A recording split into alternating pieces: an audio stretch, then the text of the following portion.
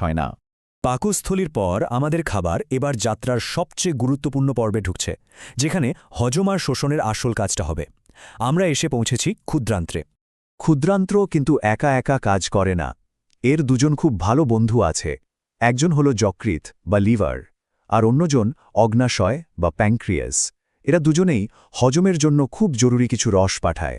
যকৃৎ থেকে যে পিত্তরস আসে তার একটা দারুণ ক্ষমতা আছে। এটা কিন্তু ফ্যাট বা চর্বিকে সরাসরি হজম করে না, বরং এটা একটা বড় ফ্যাটের দলাকে সাবানের মতো করে ভেঙে একদম ছোট ছোট ফোঁটায় পরিণত করে দেয়। এই প্রক্রিয়াটাকে বলে ইমালসিফিকেশন। এর ফলে কি হয়, এনজাইমগুলো খুব সহজে ফ্যাটের ওপর কাজ করার সুযোগ পেয়ে যায়।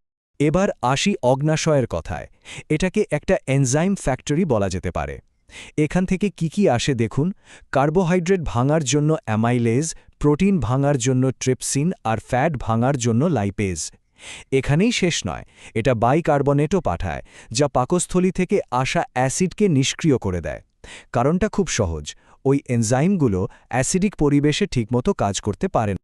হজমের পর পুষ্টিগুলো যখন শোষিত হয় তখন একটা মজার ব্যাপার ঘটে।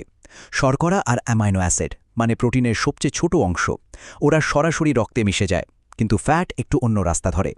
ওটা প্রথমে লসিকাতন্ত্র বা লিম্ফ সিস্টেমের মধ্যে দিয়ে যায়, যেটা আমাদের শরীরের এক ধরনের ফিল্টার সিস্টেম, এবং তারপর গিয়ে রক্তের সাথে মেশে। আর এই লাইনটা খুব সুন্দরভাবে বুঝিয়ে দিচ্ছে যে ক্ষুদ্রান্ত্র কেন এত বেশি গুরুত্বপূর্ণ। হজম আর শোষণ, এই দুটো প্রধান কাজই মূলত এখানেই শেষ হয়।